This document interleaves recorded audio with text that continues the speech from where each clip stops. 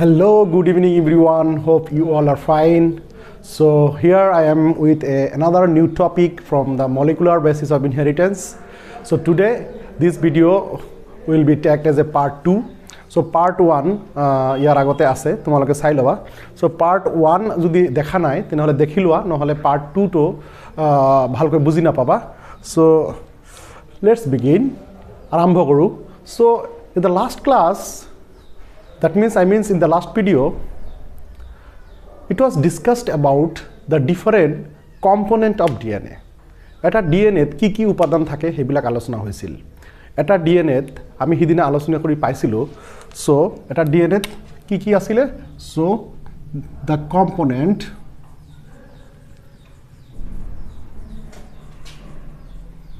of DNA এর উপাদান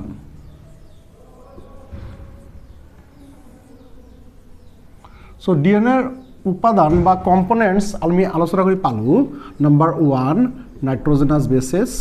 ইয়াৰ আগৰ ক্লাছত এইবিলাকৰ ডিটেইলছ আলোচনা কৰা হৈছে so নাইট্ৰোজেনাছ বেসেস কি এটো আলোচনা হৈছে so নাইট্ৰোজেনাছ বেসেস আছিল A T G C in case of DNA in case of RNA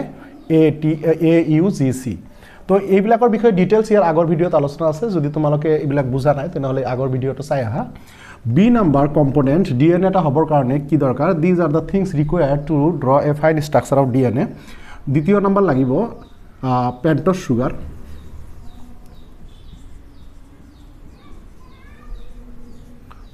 sugar লাগিব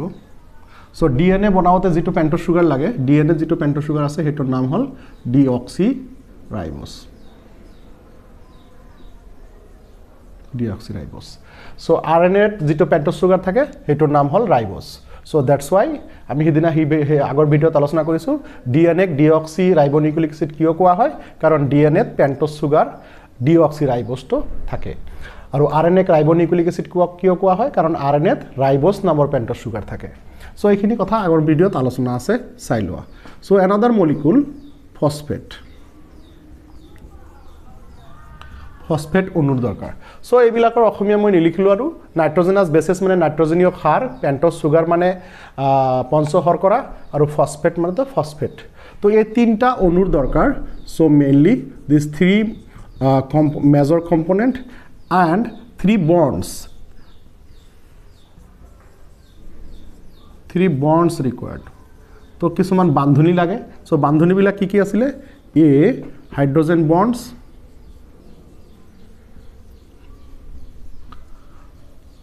bonds কোড থাকে in between A and GC এইবিলাক হল হাইড্ৰোজেন বান্ধনী আমি ইয়াৰ আগৰ ভিডিওত আলোচনা কৰিছো আৰু কি থাকে ফসফোডাইএস্টাৰ বন্ধনী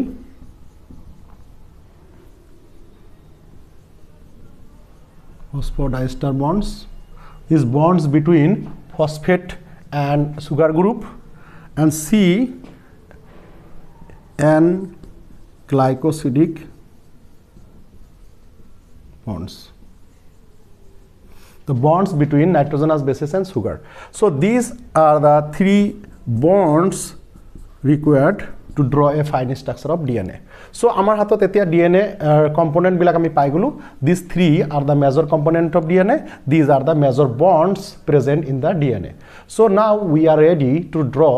the DNA structure so today we will draw the structure of DNA in two ways one is normal structure of DNA with all the features so the heading will be the DNA structure and the features another structure I will draw that is actually molecular level structure called molecular structure of DNA with all the molecules okay so মই component কেইটা মুছি দিলো তো তোমালোকে এই component কেইটাৰ যদি details জানিব খোজা ইয়াৰ আগৰ ভিডিওটো চাই লোৱা নহলে কিন্তু পিছত গৈ আকৌ বুজি না পাবা মই মুছি দিছো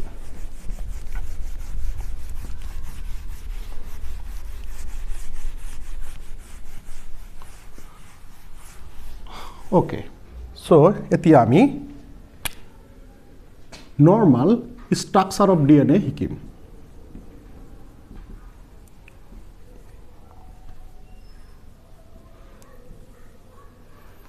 that means DNA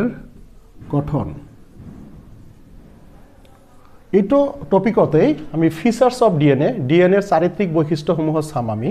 so structure of DNA কি বুলি কোৱা হয় তোমালোকে জানা আমি আগতে আলোচনা কৰিলো সো ইয়াক কোৱা হয় double helical structure of DNA so আমি লিখিলো সো ডাবল হেলিক্স তো ডিএনএ ডাবল হেলিক্স বুলি কোৱা হয় এইটো স্ট্ৰাকচাৰক কোনে দিছিল এনেকুৱা নাম ডিএনএ ডাবল হেলিক্স বুলি কোনে কৈছিল ওয়াটসন এণ্ড ক্ৰিক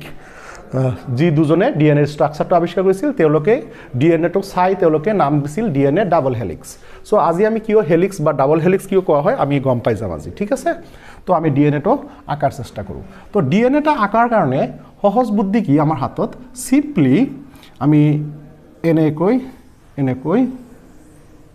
ড্ৰ কৰিম সো যেতিয়া এনেকৈ ড্ৰ কৰিম তেতিয়া ইয়াৰ পৰা লবা ইয়াৰ পৰা নহয় ইয়াৰ পৰা যেতিয়া লবা তেতিয়া ডিএনএটো ধুনিয়া দেখাব সো এনেকৈ ড্ৰ কৰিবা সো এতিয়া যিখিনি আমাৰ হাতত আহিছে এই বস্তুখিনিৰ নাম আমি নামকৰণ কৰোঁ সো দিস ইজ এই যে এটা যে আঁকিলো ইয়াক কোৱা হয় হেলিক্স বা স্ট্ৰেণ্ড তো ইয়াক কোৱা হয় কি হেলিক্স অৰ স্ট্ৰেণ্ড অসমীয়াত কোৱা হয় বাহু অসমীয়াত ইয়াক কোৱা হয় বাহু সো ইয়াত তেনেহলে তোমালোকে দুটা স্ট্ৰেণ্ড বা হেলিক্স দেখা পাই আছা so the DNA comprises two helix so this is one helix another one this one so this one helix and another helix so here one helix and another helix so that's why it is called double helix so তোমালোকে সোয়া এখানে DNA স্ট্ৰাকচাৰৰ নাম দিছে DNA double helix so ইয়াত এটা helix দেখা পাই আছো another helix দেখা পাই আছো and both the helix actually are anti-parallel in nature so মই এইবিলাক বস্তু নিলিখু মই নোটত দি দিছো তোমালোকৰ যদি নোট লাগে মই তো তোমালোকক নাম্বাৰ দিয়ে দিছো হেটো নাম্বাৰ যদি আকো নাম্বাৰ এটো ভিডিওৰ শেষত মই নাম্বাৰ দি দিম ইমেইল নাম্বাৰ দি দিম তাতে তোমালোকে মোৰ নোটটো পাই যাবা যদি নোটটো বিচৰা তো মই ডিটেইলস নিলিখু মই জাস্ট খালি বস্তুটো বুজাম তো বুজিলেই তোমালোকে নিজে লিখিব পাৰিবা this is one helix and another helix they are anti-parallel in nature anti-parallel means they are anti-parallel means e আৰু e কেনেকুৱা anti-parallel হ'ব অলপ পিছতে গম পাম যেতিয়া আমি নাইট্ৰজেনাছ বেসেস বিলাক আঁকিম ঠিক আছে সো এইবিলাক স্ট্ৰেণ্ড বিলাকক স্পেশালি প্ৰাইম দি নামকৰণ কৰা হয় যেনেকুৱা ইয়াক কোৱা হয় 5 প্ৰাইম আৰু ইয়াক কোৱা হয় 3 প্ৰাইম সো যদি এটো 5 প্ৰাইম দিছা তেনেহলে এইটোৰ যেটো মাথা এই মাথাটো আমি এইখিনিলৈকে আকো বেছি ডাঙৰ নকৰো ডিএনএটো ওকে সো এইটো যদি 5 তেনেহলে এইটো হ'ব 3 আৰু এইটো যদি 3 তেনেহলে এইটো হ'ব 5 সো এই যে 5 লিখিলো 3 লিখিলো এবিলাকক কেনেকৈ ক'ব পাৰি এবিলাকক ক'ব পাৰি prime so 5 prime 3 prime 5 prime and and 3 prime and 3 prime and 3 prime and and 5 prime and so ইয়াক কোৱা হয় প্ৰাইম তো এইবিলাক আমি কি কম প্ৰাইম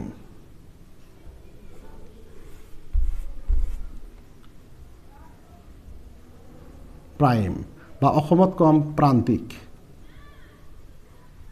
তো আমি 3 প্ৰান্তিক বা 3 প্ৰাইম বা 5 প্ৰাইম এনেকুৱা নামৰে আমি ইয়াক নামকৰণ কৰিম 3 প্ৰাইম 5 প্ৰাইম 3 প্ৰান্তিক 5 প্ৰান্তিক এইবিলাক আমি নামৰে নামকৰণ কৰিম এতিয়া সোৱা এইবিলাকত আছে বেস পেয়াৰ এই যে বেস পেয়াৰ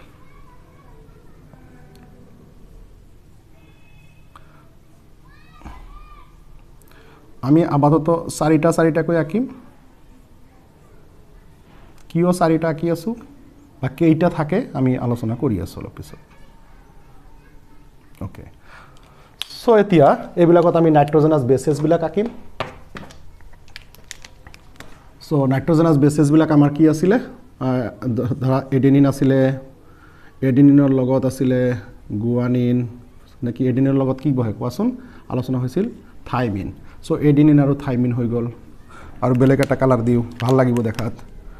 গুৱানিন এণ্ড সাইটোসিন দিও তো ইয়াত দিলো গুৱানিন এণ্ড সাইটোসিন ইয়াত দিলো গুৱানিন এণ্ড সাইটোসিন সো তোমালোকে নিজৰ ইচ্ছামতে দিব লাগিব কিন্তু পেয়াৰিংটো গুৱানিনৰ লগত সাইটোচিনৰ হ'ব সো এই বিষয়ে আমি ডিটেইলছ ইয়াৰ আগত আলোচনা কৰি আহিছো সো সদায় এডিনিনৰ লগত থাইমিনৰে হ'ব এডিনিন যত থাকিব তাত থাইমিন পেয়াৰ হ'ব এডিনিন নাইট্ৰজেনাছ বেছ থাকিব যত তাত থাইমিন থাকিব এডিনিন যত থাকিব তাত থাইমিন থাকিব এডিনিন যত থাকিব তাত থাইমিন থাকিব এডিনিন যত থাকিব থাইমিন থাকিব সো কোনটোৰ পিছত কি আহিব হেবিলাক এতিয়া দিব নালাগে কাৰণ তোমালোকে যেতিয়া যেটো মন চাই হিটো দিব পাৰিবা এটি দিব পাৰিবা ইয়াৰ ঠাইত জিসি দিব পাৰিবা কিন্তু পেয়াৰিংটো ঠিক হ'ব লাগিব এ থাকিলে ইয়াত টি দিব লাগিব জি থাকিলে ইয়াত সি দিব লাগিব তো ইয়াত সি থাকিলে ইয়াত জি দিব লাগিব গতিকে তোমালোকে মনত ৰাখিবা ক্ৰমটো চেঞ্জ হ'ব পাৰে সিৰিয়ালিটিটো চেঞ্জ হ'ব পাৰে কিন্তু তোমালোকে পেয়াৰিংটো চেঞ্জ কৰিব নোৱাৰিবা এৰ লগত টি থাকিব তাৰ মানে এডিনিনৰ লগত থাইমিন গুৱানিনৰ লগত সাইটোচিন এনেকৈ বহাব লাগিব আৰু এটা পেয়াৰিং বোধ আমাৰ থাকি গ'ল এইটো দি দিও কিবা জিসি আৰু ইয়াতে এটা জিসি সো হৈ গ'ল এতিয়া আমি বন্ডস বিলাক দি দিও মাঝে মাঝে তো বন্ডস বিলাক এইবিলাক হল বন্ডস এ আৰু টিৰ মাজত দুটা জি আৰু সিৰ মাজত তিনটা হাইড্ৰোজেন বন্ডস জি আৰু সিৰ মাজত তিনটা হাইড্ৰোজেন বন্ড এ আৰু দুটা এ আৰু টি দুটা জি আৰু সি তিনটা দুটা তিনটা এইসব দুটা তিনটা এ আৰু টিৰ মাজত দুটা জি আৰু সিৰ মাজত তিনটা সো এই ধৰা কি ধুনিয়া এটা ফাইন স্ট্ৰাকচাৰ আহি গ'ল সো ইয়াত তেনেহলে এই যে আকিলো ইয়াত কি আকিলো আমি ইয়াত লিখি দিও সো কি বস্তু আকিলো সোৱা ইয়াত এই যে এইবিলাক হল হাইড্ৰোজেন বন্ডস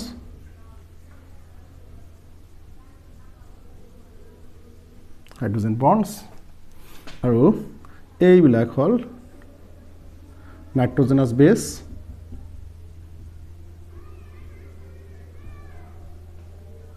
এই যে সি আৰু জি এ টি এইবিলাক হল নাইট্ৰোজেনাছ বেছ আৰু নাইট্ৰোজেনাছ বেছৰ মতে এইবিলাক হাইড্ৰোজেন বন্ডস এইটো হল স্ট্ৰেণ্ড ওপৰত লিখি দিছো দিস ইজ স্ট্ৰেণ্ড এণ্ড এতিয়া প্ৰেম বুলি কোৱা হয় ইয়াক আৰু ইয়াত কি দিম সো ইয়াৰ ভিতৰত কি আছে এইবিলাকত কি আছে একো দেখা যোৱা নাই আমি যেতিয়া মলিকুলাৰ ষ্ট্ৰাকচাৰ আকিম ইয়াৰ পিছত so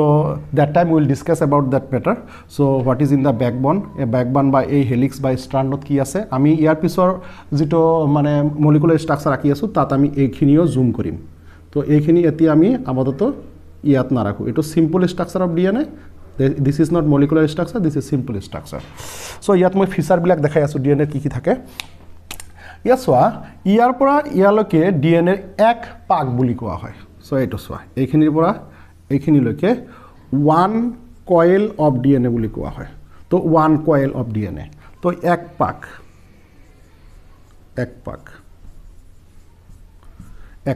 one coil of DNA ইয়াৰ পৰা আৰম্ভ কৰি ইয়ালৈকে তো গোটেইখিনি এটা পাক বুলি কোৱা হয় তো ইয়াত এইটো বস্তু বুজি পালা তো ইয়াৰ পৰা ইয়ালৈকে ইয়াৰ দৈৰ্ঘ্য চাব লাগিব ইয়াৰ পৰা ইয়ালৈকে আৰু ইয়ালৈকে এটা পাকৰ দৈৰ্ঘ্য টোটাল আমি ইয়াত লিখিম দৈৰ্ঘ্যটো হল টোটাল 34 এংষ্ট্ৰম দৈৰ্ঘ্যটো হল 34 এংষ্ট্ৰম সো এংষ্ট্ৰমটো কি তোমালোকে তো জানা এংষ্ট্ৰমটো লিখি দিছো ইয়াত এংষ্ট্ৰমটো কি জানা 1 এংষ্ট্ৰম equal to 0.1 nanometer তো ইয়াক লিখতে কেনেকৈ লিখা হয় এ ওপৰত এটা এনেকৈ দিয়া হয় আৰু ইয়াক কোৱা হয় এংষ্ট্ৰম সো তেনেহলে 0.1 nanometer তেনেহলে ইয়াক আমি ন্যানোমিটাৰতো লিখিব পাৰো তো ন্যানোমিটাৰ কেনেকৈ লিখিম আমি জাস্ট আমি এনেকৈ লিখিব পাৰো 3.4 nanometer কি জানি তোমালোকৰ কিতাপত ন্যানোমিটাৰ দিয়া আছে মই এংষ্ট্ৰম দি বুজালো সো যিকোনো এটা ৰাখিলেই হ'ব আমি এংষ্ট্ৰম দি ৰাখো আজি ন্যানোমিটাৰ আমি উঠাই দিও সো মই ন্যানোমিটাৰ খিনি উঠাই দিছো যাতে বস্তুখিনি কমপ্লেক্স নহয় সো 34 এংষ্ট্ৰম ৰাখি দিলো সো ইয়াত 1 কয়েল অফ ডিএনএ ইয়াৰ পৰা ইয়ালৈকে 1 কয়েল বুৱা কোৱা হয় এক পাক কোৱা হয় ইয়াৰ টোটাল দৈৰ্ঘ্য বা লেন্থ হল 34 angstrom 1 angstrom equal to 0.1 nanometer বা তোমালোকে এনেকৈ কৰিব পাৰা 1 এংষ্ট্ৰম equal to 10 to the power minus 10 meter. So, same bostu. So 1 angstrom বুজি পালো আমি so ইয়াত চোৱা এতিয়া এই 1 coil of DNA base pair কিমান আছে how many base pair actually present in 1 coil of DNA so base pair কিমান আছে তো base pair কাক বলে ইয়াৰ আগৰ ভিডিওটো আলোচনা আছে ভিডিওটো চাই লোৱা তো ইয়াত টোটাল base pair আছে 10 base pair 10 base pair তো এক পাক DNA বা 1 coil of DNA total base pair আছে 10 base pair তো 10 base pair আছে কিন্তু যদি গুণা যায় 1 2 3 4 5 6 7 8 আটটা হল দেখুন তো আমি সদায় ডিএনএ আকতে এনেকুৱা এটা পাকত আটটাকেই দেখাও বাকি কেইটাক নেদেখাও সো কিয় নেদেখাও বাকি কেইটা কোত আছে সো দেখা যাওক তো মোৰ এজন ষ্টুডেন্টে ডিএনএৰ এটা মডেল বনাইছিলে এইটো চোৱা ভালকৈ ইয়াত ভালকৈ লক্ষ্য কৰা বস্তুটো সো এইটো এটা ডিএনএৰ ফিজিক্যাল মডেল বনাইছে সো মই কৈছিলো যে তুমি এটা ডিএনএ ফিজিক্যাল মডেল বনাই দিয়া তো তেখেতে এটা দুনিয়া ফিজিক্যাল মডেল বনাই দিছে তো সো ইয়াতে সো যদি এনেকৈ দিও ধৰা এইটোতে এক পাক আছে তো এক পাক ডিএনএ ইয়াত আছে তো ইয়াত এই যে এইবিলাক এইটো হল স্ট্ৰ্যান্ড এইটো হল আৰু এটা স্ট্ৰ্যান্ড সো দুটা স্ট্ৰ্যান্ড এনেকুৱা এন্টি প্যাৰালেল ভাবে এনেকুৱা এটাৰ লগত এটা লৈছে প্যাৰালেল মই যে প্যাৰালেল কৈছো তাৰ মানে এটাৰ পৰা এটা ডিসটেন্স সমান ইয়াৰ পৰা ইয়াৰ ডিসটেন্স সমান ইয়াৰ পৰা ইয়াৰ ডিসটেন্স সমান সোয়া এন্টি প্যাৰালেল তো ইয়াত এটা বস্তু লক্ষ্য কৰিছা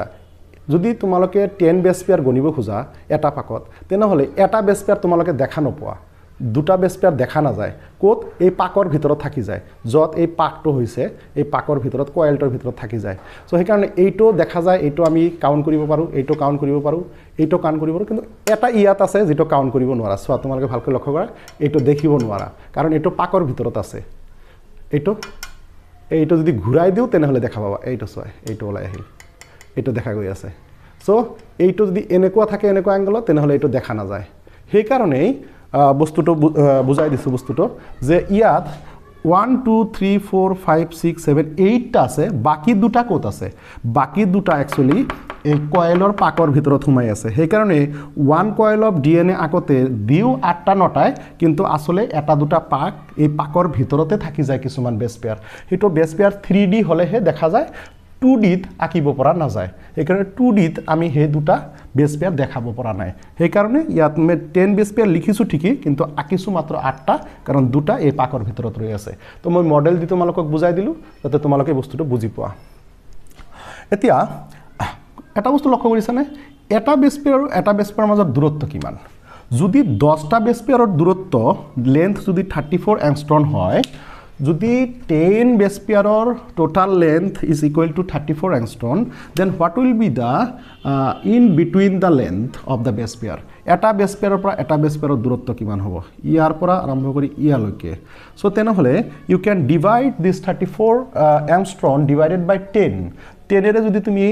ডিভাইড কৰি দিয়া you will get the length between the base pair what is the length between base pair 3.4 angstrom 3.4 angstrom. So this 3.4 angstrom is the length between the base pair. এই এটা base pair আৰু এটা base pair দূৰত্ব 3.4 angstrom. Okay. Another thing is the length between the helix. এই হেলিক্সৰ পৰা এই হেলিক্সৰ দূৰত্ব কিমান? That means the distance between the strands বিলাকৰ দূৰত্ব কিমান? এইটোৰ পৰা এইটোৰ দূৰত্ব কিমান?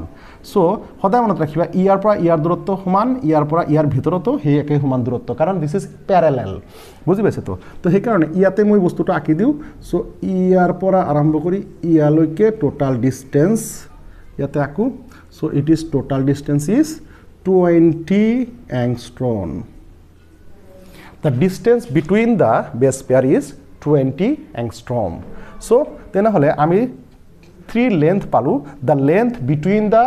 two strand is 20 angstrom one coil of DNA the length of one coil of DNA is 34 angstrom and the length between the base pair is 3.4 angstrom and এইখিনি হল the feature of DNA এই DNA to যে পাক খাই আছে সোয়া ইয়াত কিছুমান ঠাইত কোণ বিলাক এঙ্গেল বিলাক কিছুমান ঠাইত কম আৰু কিছুমান ঠাইত বেছি তো এই কম জিবিলাক এইটো ধোৱা এইটো এঙ্গেলটো সৰু যেন লাগি আছে তো this angle is called minor groove groove মানে গাত তো এইটো অ্যাঙ্গেলক ক'ব মাইনর গ্রুপ আৰু এইটো অ্যাঙ্গেল চোৱা কিমান ডাঙৰ অ্যাঙ্গেল হৈছে গতিকে this is major group GROOVE major group তো অ্যাঙ্গেল যেটো ডাঙৰ থাকে পাকটো হেটো মেজৰ গ্ৰুপ অ্যাঙ্গেল যেটো সৰু থাকে হেটো হল মাইনৰ গ্ৰুপ সো এইখিনি হল ফিচাৰ অফ ডিএনএ আৰু এটা কথা কৈ দিও কি এই ডিএনএটো এনেকুৱাকৈ ৰাইট হ্যান্ডেড ফ্যাশনত পাক খোৱা সো এইটো কয়েলটো কেনেকুৱা coil right handed fashion so কেনেকুৱা ফ্যাশন এনেকুৱা সো এনেকুৱা সোৱা পাকটো এনেকুৱাকৈ খাইছে সো এইটো ৰাইট সাইডত এনেকুৱাকৈ পাকটো খাইছে সো এই কাৰণে কোৱা হয় DNA actually rotate in a right-handed fashion. So right-handed fashion হোফালে পাক হয় that's why this is called BDNA তো আমি যেটো ফিগার রাখিছো this figure is called BDNA so DNA কিছুমান টাইপস আছে যেনেকুৱা BDNA ADNA ZDNA তো আমি এইবিলাক ডিটেইলস ইয়াত আলোচনা নকৰো খালি মনত ৰাখিবা ইয়াৰ A আৰু B দুটা রাইট হ্যান্ডেড ফ্যাশনত and ZDNA is left-handed fashion. So duta ZDNA left-handed pakwa and A or B DNA right-handed fashion of pakwa. And the double helical structure jito draw korisu moi hey structure to actually BDNA. So moi tene hole baki keta mosi disu eto ZDNA no hoy eto ADNA no hoy. To moi yat BDNA he draw korisu. So tenhole double helix structure যেটো right handed fashion হেতু BDNA হে so tenhole এটো এটা BDNA structure আৰু এটো right handed ফ্যাশনত পাক খোৱা আৰু কিছুমান সাইলেন্ট ফিচাৰ tenhole এফালৰ পৰা কৈ দিব পাৰো what are the silent features of the DNA so the silent feature বিলাক এনেকুৱা the DNA contains two strand two helix and both the helix are antiparallel মানে ইফালে যদি A থাকে হিফালে T আৰু ইফালে যদি G ইফালে C ইফালে যদি A ইফালে T তেনে হলে উল্টা আমি ইফালে A থাকিলে হিফালে T এইটো স্ট্যান্ডার্ড যদি A থাকে হেটো স্ট্যান্ডার্ড T এইটো স্ট্যান্ডার্ড যদি G থাকে হেটো স্ট্যান্ডার্ড C এইটো স্ট্যান্ডার্ড যদি আকৌ A থাকে হেটো T এইটো যদি T থাকে হেটো A এইটো যদি C থাকে হেটো G তো মানে complimentary both the strand actually complementary to each other so eto ami bujibo lagibo অসমীয়াত কোৱা হয় এটা বাহু আনটো বাহুৰ পৰিপূৰক তাৰ মানে the strands are complementary to each other eta bahu anto bahur poripurak to eito eta silent feature of DNA and these are nitrogenous bases and this whole strand actually called backbone and the backbone is made up of sugar and phosphate to ami pisor jito structure rakhi asu molecular structure of DNA tate ami janim je er bhitorot ki ase actually to ei backbone ei jito black dark koi akisu moi helix strand heto strand to zoom korile ki ulabo heto moi er pisot aki dekham jito koa molecular structure to ei khini akilu jito heto normal structure of DNA with the silent features the features bilak yate ase minor group major group kiman dighol kiman nidighol ebilak sob yate details to dia ase so any doubt here jodi doubt thake you can put a comment in the comment box and you can send me mail or you can message me in the WhatsApp my WhatsApp number aru Gmail number moi video last ot di asu so akaliu disilu ajio di dim so etia 8 or pisot moi jetia molecular structure rakhim ki question er answer olabo saba je ei 5 to 5 prime kiyo 3 to 3 prime why it is called 3 prime why it is called 5 prime the answer we will find the answer in the next molecular structure so and what is in this backbone a backbone ot ki ase so eto ami gom pam in the next molecular structure aru ami pai jam prime ka koa hoy nitrogenous bases bilak kenekwa ko lagi ase where is the pentose sugar here no pentose sugar is seen here no phosphate is seen here so we will see all the molecules in the molecular structure of DNA so tene hole tomaloke jodi screenshot lobo lage tomaloke loi lua moi eto mosi di asu so now I will move to the molecular structure of DNA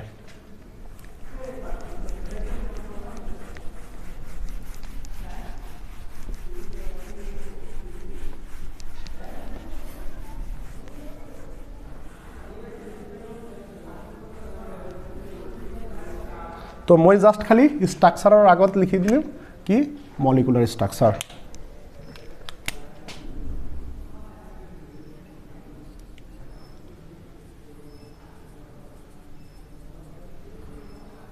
molecular structure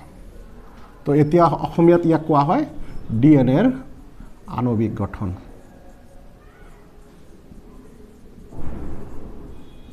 আণবিক গঠন তো এটা বস্তু আণবিক গঠন পঢ়াৰ আগতে এটা বস্তু আলোচনা কৰি থৈ দিও যে এই যে ডিএনএটো মই পাক দি আঁকিলো নহয় সো এইটো ডিএনএ এনেকুৱা আঁকিলো নহয় তো ইয়াত এ আঁকিলো যদি ইয়াত আঁকিছো টি ইয়াত যদি আঁকিছো জি ইয়াত আঁকিছো সি তো এনেকুৱাকৈ আঁকিছো মই সিধাকৈ যদি এনেকৈ আঁকো ডিএনএটো ইয়াত হ'ব এ তেনেহ'লে হ'ব টি ইয়াত হ'ব জি তেনেহ'লে হ'ব ইয়াত হ'ব সি ইয়াত যদি জি তেনেহ'লে ইয়াত হ'ব সি ইয়াত হ'ব এ তেনেহ'লে হ'ব টি তো এনেকৈ সো ইয়াত এটা কথা কৈ দিও তোমালোকে লক্ষ্য কৰিছানে যে এইটো ডিএনএত যদি এইটো 5 প্ৰাইম হয় এইটো 3 আৰু যদি এইটো হয় 3 এইটো হ'ব 5 প্ৰাইম সো এই ডিএনএটোত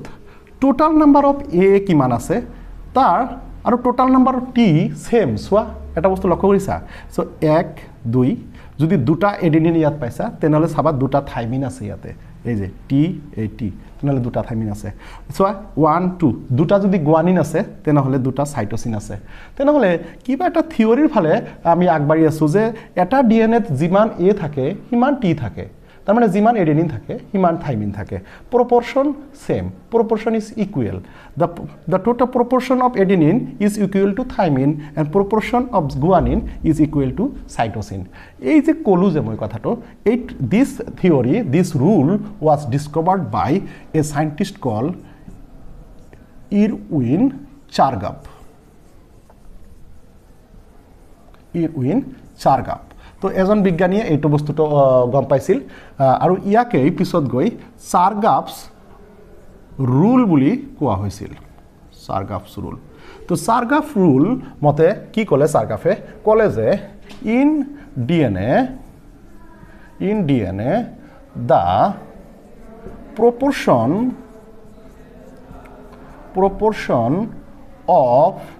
the proportion of adenine is equal to thymine.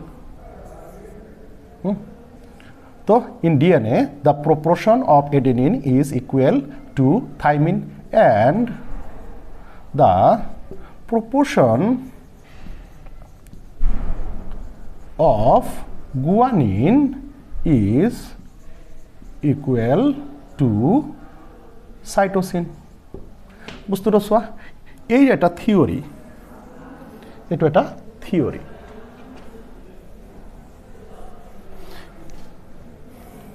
এটা এটা থিওৰি আৰ এই থিওৰিটি এই ৰুলটো কোৱা হয় চাৰগাফস ৰুল তো সাইন্টিস্টৰ নাম আছিল ইৰউইন চাৰগাফ আৰু ৰুলটোৰ নাম চাৰগাফস ৰুল বুলি কোৱা হয় তেখেতে ক'লে in DNA the proportion of adenine is equal to thymine and the proportion of guanine is equal to cytosine তো কিমান ধুনীয়া এটা থিওৰি ক'লে যে এটা ডিএনএত যিমান জি আছে সিমান সি আছে আৰু যিমান টি আছে সিমান এ আছে তো এটা এটা ধুনীয়া তো এইটো আমি ম্যাথমেটিক্যালি আমি উপস্থাপন কৰিব পাৰো কেনেকৈ আমি এনেকৈ লিখিব পাৰো যে a প্লাস g ইয়াত a plus g equal to t plus c এনেকৈ লিখিব পাৰো আমি সো দিস ইজ চাৰগাফ ৰুল আৰু অৰ বেলেগকৈ লিখিব পাৰা তোমালোকে a plus g divided by ইয়াত লিখিব পাৰা t plus c equal to 1 so এনেকুৱাকৈ লিখিব পাৰা so this is actually চাৰগাফ rule তো ইয়াত বেলেগ বস্তু নাই এইটোৱে মনত ৰাখাচোন তুমি যিমান এটা ডিএনএ যদি 5000 বেস পেয়াৰৰ হয় সেই 5000 বেস পেয়াৰ থকা ডিএনএ যিমান এডেনিন আছে তেনেহলে হিমান থাইমিন আছে আৰু যিমান গুৱানিন আছে হিমান সাইটোসিন আছে and that is actually Chargaff rule এই চাৰগাফ ৰুলটো মনত ৰাখিবা কেতিয়াবা ইয়াৰ ওপৰত নিটৰ কোৱেশ্চনো আহে তো মই বেলেগ এটা ভিডিওৰ জৰিয়তে ইয়াৰ দ্বাৰা মই কিছুমান অংক কৰি দেখাম তোমালোকক যে কেনেকৈ এটা দিয়া থাকিলে আৰু এটা ওলাব পাৰি পাৰ্সেন্টেজ ওলাব পাৰি তো এতিয়া হেটো আলোচনা নকৰো কাৰণ আমি এতিয়া আণবিক গঠনৰ ফালে গৈ আছো তো আণবিক গঠন আমি আকাৰ কাৰণে তো আমাৰ কিছুমান বস্তু জানিব লাগিব যে আমি প্ৰথমে জানিব লাগিব যে নিউক্লিওটাইড আৰু নিউক্লিওসাইড কাক বলে নিউক্লিওটাইড এন্ড নিউক্লিওসাইড এইটোৰ যদি কনসেপ্ট না থাকে তেনেহলে কিন্তু বুজিব নোৱাৰিবা এইটোৰ কনসেপ্টটো জৰুৰী তো নিউক্লিওটাইড শব্দটো যে কিমান পাইছা কিন্তু আজি বুজি পাই যাবা যে আসলে নিউক্লিওটাইড কাক বোলা হয় আৰু নিউক্লিওসাইড কাক বোলা হয় তো মই অসমীয়াৰে নিলিখো অসমীয়াত ইয়াক নিউক্লিওটাইডে কোৱা হয় অসমীয়াত নিউক্লিওসাইডে কোৱা হয় তো একচুয়ালি নিউক্লিওটাইড আৰু নিউক্লিওসাইড বুজাৰ কাৰণে এটা সহজ পদ্ধতি কৰো সোৱা তোমালোকক কালি মই ডিটেইলছ স্ট্ৰাকচাৰ আকি দেখুৱাইছিলো নাইট্ৰজেনাছ বেছ বিলাকৰ তো মই এটা নাইট্ৰজেনাছ বেসেস আকু যিকোনো এটা নাইট্ৰজেনাছ বেসেস মোক আকি দেখুৱাব পৰা তোমালোকে যেনেকুৱা এটা পেন্টছ সুগাৰ আকিলো এইটো এটা পেন্টছ সুগাৰ কালি আকি দেখাইছিলো ইয়াত কেইটা কাৰ্বন আছে পাঁচটা কাৰ্বন আছে 1 2 3 4 5 সো কেনেকুৱা ধৰণৰ পেন্টছ সুগাৰ আকিলো কৈ দিয়া তোমালোকে সো এইটো কেনেকুৱা ধৰণৰ পেন্টছ সুগাৰ আকিলো এটো কেনেকুৱা ধৰণৰ পেন্টছ সুগাৰ আকিলো এটো ৰাইবোছ আকিছো আৰএনএটো আকিছো সো ৰাইবোছ আকিছো ইয়াৰ লগত এই পেন্টছ সুগাৰটোৰ লগত আমি এটা নাইট্ৰজেনাছ বেসেস যোগ কৰিম এতিয়া সো এটো নাইট্ৰজেনাছ বেসেস যোগ কৰাৰ কাৰণে আমি এটা বন্ড লগালো বন্ড নাইট্ৰজেনাছ বেসেসৰ লগত নাইট্ৰজেনৰ লগত যোগ কৰিলো আৰু এই নাইট্ৰজেনৰ এটা আমি ই লগালো কি কয় এটা নাইট্ৰজেনাছ বেস লম সে ধৰা গুৱানিন ললো গুৱানিনটো অলপ কঠিন তথাপি লৈ ললো গুৱানিনটো কেনেকুৱা আকিছিলো কালি আকিছিলো ভালকৈ মনত পৰে নে গুৱানিনটো কেনেকুৱা এনেকুৱা NH2 NH আৰু ইফালে O সো এনেকুৱা আছিল গুৱানিন হয় না নাই মনত পৰে নাই সো এনেকুৱা আছিল গুৱানিন তো এই গুৱানিনটো এই যে আমি এইটো কি আকিলো এইটো এটা নাইট্ৰজেনাছ বেস আকিছো সো নাইট্ৰজেনাছ বেস আকিছো তো এই নাইট্ৰজেনাছ বেসেসৰ লগত এটা যোগ কৰাইছো কি এইটো কি যোগ কৰাইছো এইটো যোগ কৰাইছো এটা সুগাৰ তো এইটো সুগাৰৰ নাম কি ৰাইবোছ সুগাৰ তো কি হেৰে যোগ কৰাইছো এইটো এটা বন্ডৰ দ্বাৰা যোগ কৰাইছো তো মই সেই কাৰণে বন্ডটোক এটা ব্লেক কালাৰ দিব খুজি আছো যাতে তোমালোকে বুজি পোৱা যে কোত বন্ডটো হৈছে সোৱা ব্লু কালাৰ দিছো তো এই যেটো ব্লু কালাৰ দিছো এইটো এটা বন্ড হয় আৰু এই বন্ডটোৰ নাম কালি বুজাই দিছো মই and this is called N glycosidic bond সিডিক বন্ড কালি কৈছো বুজাইছো গতিকে এইটো যদি ভালকৈ বুজি পোৱা নাই তেনেহলে আগৰ ভিডিওটো চোৱা নাই সো ওকে এতিয়া মই এটা নাইট্ৰজেনাছ বেস আৰু এটা সুগাৰ যোগ কৰি দিলো এই যে নাইট্ৰজেনাছ বেস আৰু যে সুগাৰ যোগ কৰিছো এইটো এটা মডেল হৈ গল আৰু ইয়াৰ লগত মই আৰু এটা মলিকুল যোগ কৰিম ওয়েটিংত থাকা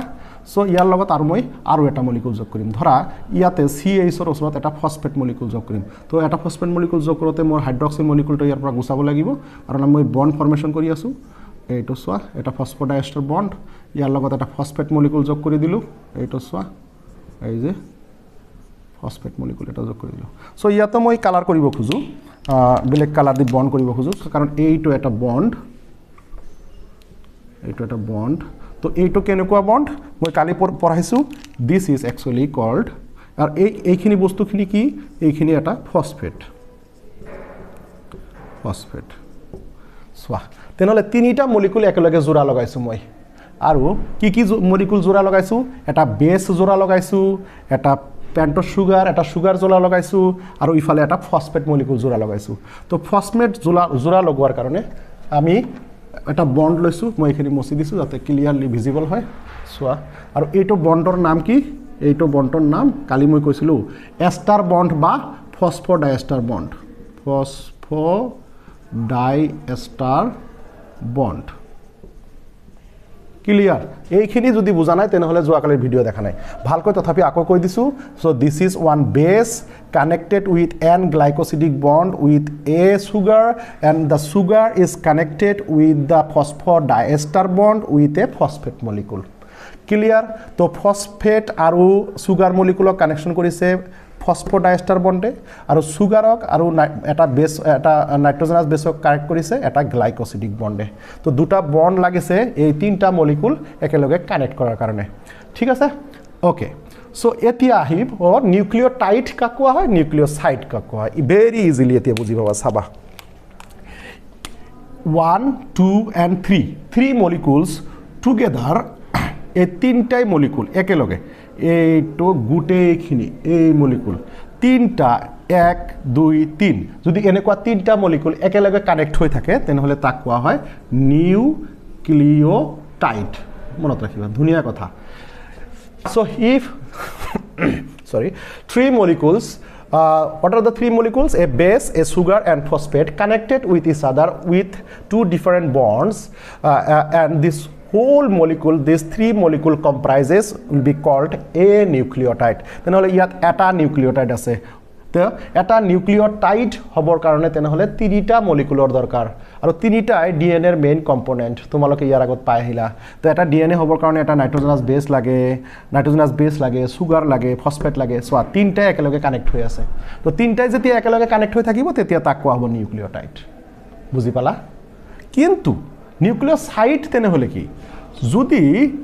অকল এই সুগার আর নাইট্রোজেনাস বেস যদি একেলগে এই দুটা মলিকুল একেলগে যদি কানেক্ট হৈ থাকে তেনেহলে তাক কোৱা হ'ব নিউক্লিওসাইড নিউক্লিওসাইডত ফসফেট মলিকুল না থাকে মনত ৰাখিবা কিমান ধুনিয়া একদম ক্লিয়াৰ কাট বুজাই দিছো এই পিকচাৰৰ জৰিয়তে তোমালোকক একদম ক্লিয়াৰ কাট বুজাই দিছো যে নিউক্লিওটাইড কি আৰু নিউক্লিওসাইড কি তেনেহলে নিউক্লিওসাইড হল এটা নাইট্ৰোজেনাছ বেস আৰু এটা সুগাৰ কানেক্টেড হৈ থাকিলে দুটা মলিকুল যদি কানেক্ট হৈ থাকে তেনেহলে নিউক্লিওসাইড আৰু যদি তিনটা মলিকুল একেলগে কানেক্ট হৈ থাকে তেনেহলে তাক কোৱা হ'ব নিউক্লিওটাইড সো হিয়াৰ মই এটা পিকচাৰতে দুটা আঁকি দিছো তো ইয়াক তিনটাক একেলগে কোৱা হ'ব নিউক্লিওটাইড আৰু এই দুটা যদি একেলগে থাকে তাক কোৱা হ'ব নিউক্লিওসাইড এটা ফসফেট মলিকুল এড হৈ না থাকে বুজি পালা তেনেহলে আমি তেনেহলে এটা বস্তু ভাগ কৰিব পাৰো যে আৰএনএৰ নিউক্লিওসাইডৰ নাম কি আৰু ডিএনএৰ নিউক্লিওসাইডৰ নাম কি তো এইবিলাকৰ বেলেগ বেলেগ নিউক্লিওসাইডৰ নাম আহে সো নিউক্লিওসাইড তো আৰএনএৰ নিউক্লিওসাইড বিলাকৰ নাম এনেকুৱা এডিনোসাইন গুয়ানোসাইন তাৰপিছত থাকিব সাইটিডাইন তাৰপিছত থাকিব ইউৰিডাইন এইবিলাক হল আৰএনএৰ নিউক্লিওসাইডৰ নেম ডিএনএৰ নিউক্লিওসাইডত ডিঅক্সি থাকে সো ডিঅক্সি এডিনোসাইন হল ডিএনএৰ নিউক্লিওসাইড আৰু ডিঅক্সি গুয়ানোসাইন ডিঅক্সিসাইটিডাইন কিন্তু ডিএনএ তো ই না থাকে কি কয় ই না থাকে ইউরিডাইন তো নহব এটো হব ডিঅক্সিথাইমিডাইন so these are the nucleoside of RNA and DNA তো মই বেছি কমপ্লেক্স নকৰো without any ado let's draw the molecular structure of DNA তো আমি এই নিউক্লিওটাইড আৰু নিউক্লিওসাইডৰ ধাৰণাটো জনাৰ দৰকাৰ আছিল কাৰণে মই কৈ দিলো তো এখিনি মচি দিছো তোমালোকে স্ক্ৰিনশ্বট আই থিংক লৈ লৈছা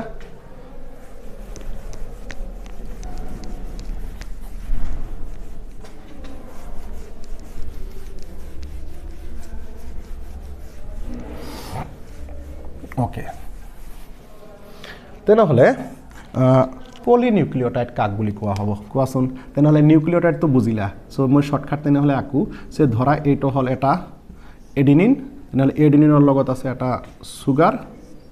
সুগাৰৰ লগত আছে এটা ফসফেট তেনেহলে তিনটা মলিকুল একেলগে লগ হৈ আছে তেনেহলে এটো কি হ'ব এটা সো গুটেইখিনি মিলি কি হ'ব এ নিউক্লিওটাইড সো এটা নিউক্লিওটাইড হৈ গল না সো এতিয়া ইয়াত এটা নিউক্লিওটাইড আছে সো এতিয়া ইয়াৰ লগত যদি আৰু এটা নিউক্লিওটাইড যদি বাইন্ড হয় তেনেহলে কি হ'ব তে ধৰা ইয়াৰ লগত বাইন্ড হল গুয়ানিন তেনেহলে ইয়াত কেইটা নিউক্লিওটাইড হল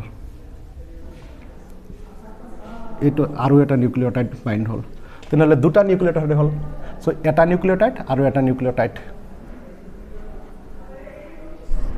তো এটা নিউক্লিওটাইড আৰু এটা নিউক্লিওটাইড তেনেহলে কেইটা নিউক্লিওটাইড হল দুটা নিউক্লিওটাইড গতিকে ইয়াক কোৱা হ'ব ডাই নিউক্লিওটাইড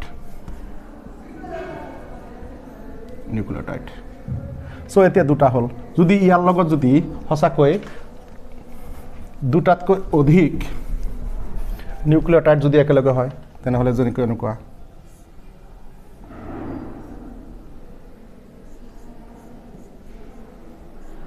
সো ইয়াত ধৰা এইটো আকৌ ধৰা থাইমিন দিলোঁ সো তেনেহ'লে ইয়াত কেইটা তেনেহ'লে নিউক্লিওটাইড কেইটা হ'ল 1 2 3 সো এটা আছিল তেতিয়া এ নিউক্লিওটাইড দুটা আছিল তেতিয়া ডাই নিউক্লিওটাইড এতিয়া তো দুটাতকৈ বেছি এতিয়া কি কবা সো এতিয়া আমি কম পলিনিউক্লিওটাইড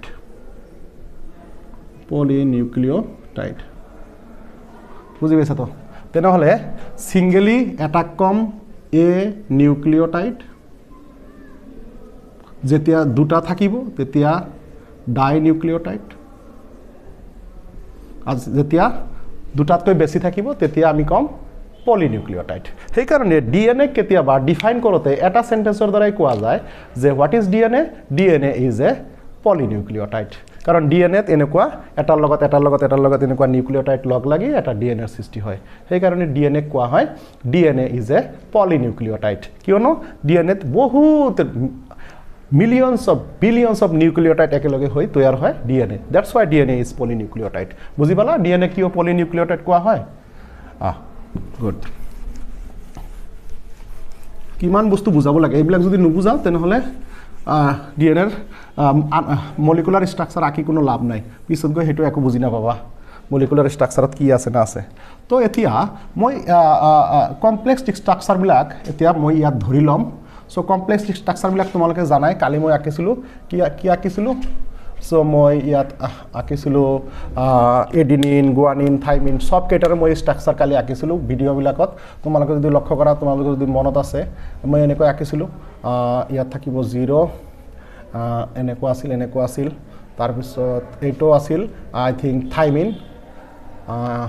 এইটো আছিল থাইমিন তো এতিয়া আমি এই থাইমিনটো যে এনেকৈ আঁকিলোঁ এনেকৈ এতিয়া নাকো থাইমিন হোৱা নাই ইয়াতে আৰু এটা মলিকুল থাকিব লাগে এইটো হ'ল থাইমিন বা আৰু এটা আঁকি দেখাওঁ আমি সো সেম প্ৰায় এটা ৰিং থকা কেইটা আঁকো বেছি কমপ্লেক্স নকৰোঁ কমপ্লেক্স কেইটা নাকো সো ধৰা এইটো হ'ব এন এইচ এইটো হ'ব অ' আৰু এইটো হ'ব এন এইচ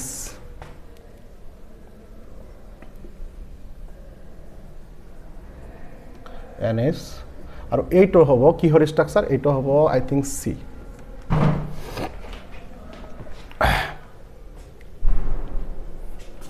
সৰি সাইটোসিন না ইউ আঁকিলোঁ এইটো অলপ ভুল হৈ গ'ল আই থিংক এইটো ইউ হ'ব পাহৰি গ'লোঁ এন এইচ আই থিংক এইটো ইউৰাচিল হৈ গৈছে NS তো এইটো ইউৰাচিল হৈ গৈছে তো আমি এতিয়া আকৌ এইবিলাক নাকো সো এইবিলাকক আমি ধৰি ল'ম এইবিলাক ষ্ট্ৰাকচাৰ যদি মলিকুলাৰ ষ্ট্ৰাকচাৰ আঁকিব খোজো নহয় তেনেহ'লে মলিকুলাৰ ষ্ট্ৰাকচাৰ আঁকিবলৈ গ'লে আমি পাগলা হৈ যাম কঠিন হৈ যাব গতিকে আমি এইবিলাক ষ্ট্ৰাকচাৰ থাইমিন ইউৰাচিল সাইটোসিন গুৱানিন এইবিলাক আমি ষ্ট্ৰাকচাৰ ধৰি ল'ম সে কৰি ল'ম সো এইবিলাক ষ্ট্ৰাকচাৰ মই এতিয়া আঁকি মলিকুলাৰ ষ্ট্ৰাকচাৰ নাকো এতিয়া মই ধৰি ল'ম সে ধৰি লৈছোঁ this is guanine etu structure dhori loisu say so and this is cytosine this structure is adenine and this structure is thymine so ami charita structure dhori loisu buji paisa to so এইকেইটা structure ধৰি নল'লে ষ্ট্ৰাকচাৰটো molecular structure বহুত tough হৈ যাব পিছত গৈ আঁকিব নোৱাৰিবা তো সেইকাৰণে ধৰি লৈছোঁ these are the structure of nitrogenous bases কাৰণ নাইট্ৰজেনাছ বেছেছবিলাক বহুত কঠিন আগতে চোৱা এতিয়া যদি আমি এডিনিন আঁকিব খোজোঁ কিমান কঠিন এনেকুৱাকৈ আমি এডিনিন আঁকিব লাগিব 2 ৰিং আঁকিব লাগিব ইয়াত NH দিব লাগিব ইয়াত N দিব লাগিব ইয়াত N দিব লাগিব ইয়াত N দিব লাগিব H2N দিব লাগিব ইয়াত N দিব লাগিব তো ইমান কমপ্লেক্স ষ্ট্ৰাকচাৰটো আঁকিব লাগিব তো ইমানখিনি আঁকাৰ পিছতে হৈ যাব কি হৈ যাব এডিনিন সো এনেকৈ যদি আঁকো সো ইমান কমপ্লেক্সকৈ এডিনিন আঁকাতকৈ আমি জাষ্ট এইটো ধৰি লৈছোঁ বুজি পাইছা তো আমি এনেকৈ এডিনিন আঁকা নাই আমি এডিনিন কি কৰিছোঁ এডিনিন এই হিচাপে আমি ধৰি লৈছোঁ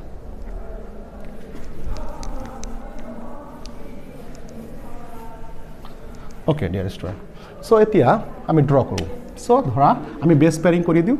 সো প্ৰথমে আমি এনেকৈ বেছ পেয়াৰিং কৰি দিম সো এইটো জি আঁকিলোঁ জিৰ লগত চি আঁকিলোঁ তাৰপিছত এ আঁকিলোঁ এৰ লগত টি আঁকিলোঁ তাৰপিছত আকৌ আৰু এটা বেছ পেয়াৰ আঁকিলোঁ সো ধৰা এইটো এ আঁকিলোঁ আকৌ টি আঁকিলোঁ আৰু এটা দি দিওঁ ধৰা এইটো জি আঁকিলোঁ আকৌ এটা চি আঁকিলোঁ সো চাৰিটা বেছ পেয়াৰ আঁকিলোঁ আৰু বেছ পেয়াৰৰ মাজত দি দিলোঁ বণ্ড সো কেইটা বণ্ড থাকিব জি আৰু চিৰ মাজত হাইড্ৰজেন বণ্ড 3 হাইড্ৰজেন বণ্ড এ আৰু টিৰ মাজত কিমান বণ্ড থাকিব 2 hydrogen bond so A and টিৰ মাজত 2টা হাইড্ৰজেন বণ্ড সো হাইড্ৰজেন বণ্ডবিলাক মই ব্লু কালাৰেদি দিছোঁ সো জি আৰু চিৰ মাজত 3 hydrogen bond so these are hydrogen bond between the nitrogenous bases এতিয়া আমি ইয়াৰ লগত হাইড্ৰজেন বণ্ড দি দুটা নাইট্ৰজেনাছ বেছেছ আমি লগ লগাই দিছোঁ এতিয়া ইয়াত 4 বেছ পেয়াৰ আছে চাবা ভালকৈ 4টা বেছ পেয়াৰ মই আঁকিছোঁ উইথ এইবিলাক নাইট্ৰজেনাছ বেছেছ তো ইয়াৰ লগত কানেক্ট কৰিম মই এতিয়া ইয়াৰ লগত কানেক্ট কৰিম পেণ্টছ চুগাৰ সো পেণ্টছ চুগাৰ মই ব্লেক কালাৰ দি আঁকিছোঁ ৰেড কালাৰ দি সো এনেকৈ এইটো চোৱা তো পেণ্টছ চুগাৰ চিধা ইয়াত লগাই দিলোঁ এইটো চোৱা মই আৰু এটা পেণ্টছ চুগাৰ আঁকিছোঁ এইটো লগাই দিলোঁ ইয়াতে এইটো পেণ্টছ চুগাৰ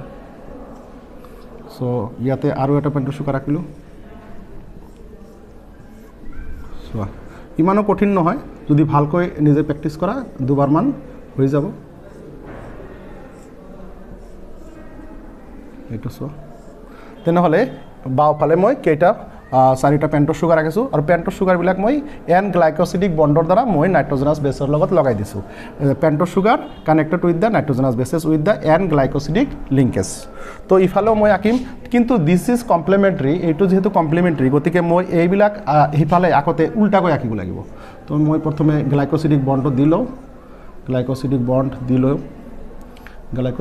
বণ্ড দি ল'লোঁ এতিয়া মই উল্টা ফালে আঁকিব লাগিব কাৰণ এইটো উল্টা ফালে নাকিলে কমপ্লিমেণ্টাৰী নহ'ব সো আমি সবকেইটা পেণ্টছ চুগাৰ এনেকৈ উল্টাকৈ আঁকিলোঁ কাৰণ কমপ্লিমেণ্টাৰী ইজ আদাৰ বুজি পাইছে তো এই যে আমাৰ দুফালে 2 ৰ এইটো পেণ্টছ চুগাৰৰ এটা এইটো পেণ্টছ চুগাৰৰ পেণ্টছ চুগাৰটো নাইট্ৰজেনাছ বেছৰ লগত কানেক্ট কৰাই দিছোঁ এতিয়া আমি আঁকিব লাগে ইয়াত চোৱা আমি ফছফেট এড কৰিব লাগে তো ফছফেট মলিকুল এড কৰাৰ কাৰণে আমি কি কৰিম এতিয়া সো ইয়াৰ ভালকৈ লক্ষ্য কৰিবা কাৰ্বন নাম্বাৰটো দি লওঁ সো কাৰ্বন নাম্বাৰ দি ল'লে তোমালোকে বস্তুটো বুজি পাবা সো যিহেতু এইটো পেণ্টছ চুগাৰৰ কাৰ্বন নাম্বাৰ এইটো 1 এইটো 2 এইটো 3 এইটো 4 এণ্ড দিছ ইজ 5 মই 5টো অলপ ডাঙৰকৈ আঁকিলোঁ কাৰণ আছে কিয় ডাঙৰকৈ আঁকিছোঁ অলপ পিছতে গম পাবা 5 সো বুজি পাইছে তো এতিয়া লক্ষ্য কৰা যে এই 3ৰ পৰা এই 5 লৈকে সো এই পেণ্টছ চুগাৰৰ 3 নম্বৰ কাৰ্বনৰ পৰা বণ্ডটো আহিব যিটো মই বণ্ডৰ কথা আলোচনা কৰি আছোঁ কি বণ্ড এইটো এই বণ্ডৰ নাম হ'ব phosphodiester bond so it will come from 3 carbon of the pentose sugar and it will bind with another pentose sugar তো এই বণ্ডটো আৰু এটা পেণ্টছ চুগাৰৰ লগত বণ্ড হ'ব ইন 5 প্ৰাইম সো চোৱা এইটো 5ৰ লগত কানেক্টেড হ'ল ভালকৈ গণিলে দেখিবা সো এইটো 1 এইটো 2 এইটো 3 এইটো 4 এইটো 5 সো ইয়াত 5 দিছোঁ না সো তেনেহ'লে এটাৰ 3 আৰু এটাৰ 5 সো এটা 5 মই আঁকি দিওঁ ইয়াতে সো এটাৰ 3 এটাৰ 5 সো ইয়াতে তেনেহ'লে ফছফেট মলিকুল এই যে ফছফেট আঁকি দিলোঁ সো এনেকৈ আকৌ ইফালৰ ইয়াৰ 3 ইয়াৰ 5 তেনেহ'লে আকৌ এটা ফছফেট বুজি পাইছে তো সো আকৌ ইয়াৰ 3 আৰু ইয়াৰ 5 তেনেহ'লে ইয়াত আকৌ এটা ফছফেট আৰু এইটো খালী থাকি গৈছে যে এইটো কিমান খালী থাকি গ'ল তেনেহ'লে 1 2 3 নম্বৰ কাৰ্বন খালী থাকি গৈছে চোৱা 3 নম্বৰ কাৰ্বন খালী থাকি গৈছে এইটো মই ব্লাক কালাৰ দি বুজাই দিওঁ 3 নম্বৰ কাৰ্বনটো খালী থাকি গৈছে চোৱা এইটো 3টো কিহৰ কাৰণে লিখিলোঁ কাৰণ কাৰ্বন নম্বৰ 1 2 3 সো ভালকৈ লক্ষ্য কৰিবা ফছফেটবিলাক ক'ত বাইণ্ড হৈছে carbon number 3 of the pentose sugar and another carbon number of 5 from another pentose sugar. So 3 5 or লগত phosphodiester bond to লাগিছে এটো হল phosphodiester bond এটো bond কি কোয়া হয় phosphodiester bond এটো bond কি কোয়া হয় and glycosidic linkage এটো bond কি কোয়া হয় hydrogen bond তো এই ফালেও আমি এতিয়া 5 prime 3 prime লগাম সো empty যেটো আছে এটোর নাম হবো 3 prime এটো হবো 3 prime তো এইটোর লগত আর এইটোর লগত তেনেহলে এটা সো মই ইফালে যেহেতু ব্লু দিছো গতিকে সেইফালে ব্লু দিয়ার চেষ্টা করু যাতে ফসফেট বিলাকৰ কালাৰ এটাই থাকে সো মই ফসফেটৰ কালাৰ ব্লু কৰি দিছো with phosphodiester linkage phosphate 5 3 phosphate 5 and 3 phosphate দেখিছা সো ইয়াত খালি থকা তন্ত্র কোনটো এটো হল 5 নম্বৰ কার্বন সো দেখা এইটোই হল মলিকুলার স্ট্রাকচার অফ ডিএনএ যত নেকি সব মলিকুল বিলাক দেখা গৈ আছে so this is actually molecular structure of DNA where all the molecules are visible in the structure so এতিয়া মই লিখি দিও কোত কোত কি স্ট্রাকচার অ্যাকচুয়ালি পালো so you can see here this আর this one and this one কি এবিলাক হল নাইট্রোজেনাস বেস তো এইটো nitrogenous base. What about this? This is hydrogen bond. What are these? এগুলা কি phosphate. What are these? এগুলা কি pentose sugar.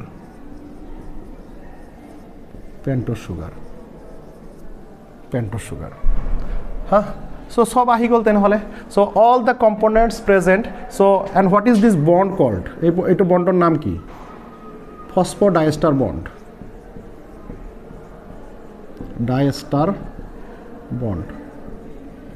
এটো বন্ডৰ নাম phosphodiester bond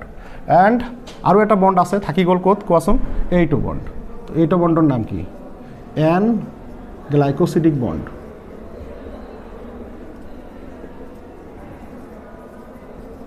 and glycosidic bond and this is the whole picture of a DNA so মই তেতিয়া ধৰি লৈছিলো যেটো হেটো মুছি দিও উপৰৰ পৰা ক্লিন হৈ যাব তেতিয়া দেখাত ফটো লৈ ভাল পাবা so this is the molecular structure of DNA where the G C A T are nitrogenous bases and G bonded with 3 hydrogen bond G and C A bonded with T with 2 hydrogen bonds this blue color are hydrogen bond and these nitrogenous bases connected with and glycosidic linkage with a pentose sugar and that pentose sugar is connected with the phosphate and this is a nucleotide here and this nucleotide is connected with another nucleotide so the DNA is polynucleotide here এয়াত অলপ বস্তু বুজাৰ দৰকাৰ আছে যে ফসফোডাইএস্টাৰ বন্ডটো কিহৰ মাজত হৈছে তো ফসফোডাইএস্টাৰ বন্ড 3 নম্বৰ কাৰ্বন আৰু 5 নম্বৰ কাৰ্বনৰ মাজত হৈছে চাবা তো 3 নম্বৰ কাৰ্বন এটো সোয়া 1 2 3 4 5 সো এই 3 ইয়াৰ পৰা বন্ডটো আহিছে আকৌ another next যেটো পেন্টোজ সুগাৰ তাৰ 5 নম্বৰ কাৰ্বনত সোয়া 1 2 3 4 5 সো তাৰ 5 নম্বৰ কাৰ্বনত গৈ অ্যাটাচড হৈছে তো ফসফোডাইএস্টাৰ বন্ড কাৰ মাজত হৈছে 3 carbon and 5 carbon 3 carbon and 5 carbon 3 carbon and 5 carbon so ইফালেও সোয়া 5 3 বস্তু লক্ষ্য কৰিছা আৰু জিকেটে এমটি আছে সো এইফালে সোয়া কাৰ্বন এই পেন্টোজ সুগাৰৰ এই কাৰ্বন নাম্বাৰ 3 টো এমটি আছে গতিকে ইয়াক কোৱা হয় 3 prime and and this is 5 prime end ইয়াত সোয়া 3 নম্বৰ কার্বনটো খালি আছে this is 3 prime end and this is 5 prime end so this is the molecular structure of DNA or DNA এর আণবিক গঠন so I think তোমালোকে বুজি পাইছা যে প্রাইম কিয় কোৱা হয় মই কৈছিলো যে মই আলোচনা কৰিম প্ৰাইম বিলাক হল carbon number of pentose sugar তো এনেকৈ এটা ডিএনএ তৈয়াৰ হয় ইয়াত 4টা পলিনিউক্লিঅটাইড মই আকিছো আৰু ইয়াত পলিনিউক্লিঅটাইড হৈ ডিএনএ টো গঠন হৈছে ইয়াত 4টা বেস পেয়াৰ আছে আৰু কিমান কমপ্লেক্সলি এটা ডিএনএ মলিকুল তৈয়াৰ হৈছে সো আই থিংক তোমালোকে বুজি পাইছা যে তোমালোকে যদি স্ক্রিনশট লব লাগে তোমালোকে স্ক্রিনশট লব পাৰা you can try at your home so it is very easy if you understood so যদি তোমালোকে বুজি পোৱা নাই তেনেহলে কঠিন লাগিব আৰু যদি ইয়াতেও যদি কোনোবা কনফিউজন থাকে তোমালোকে মোক মেসেজ কৰিব পাৰা thank you everyone and tune with the channel and in the next video I will talk about the central dogma and packaging of DNA the central dogma কাক কোৱা হয় কেন্দ্ৰীয় মতবাদ কোৱা হয় আৰু DNA to কেনেকৈ প্যাকেজ হৈ থাকে and I will talk about the experiment Griffith experiment etc thank you everyone thank you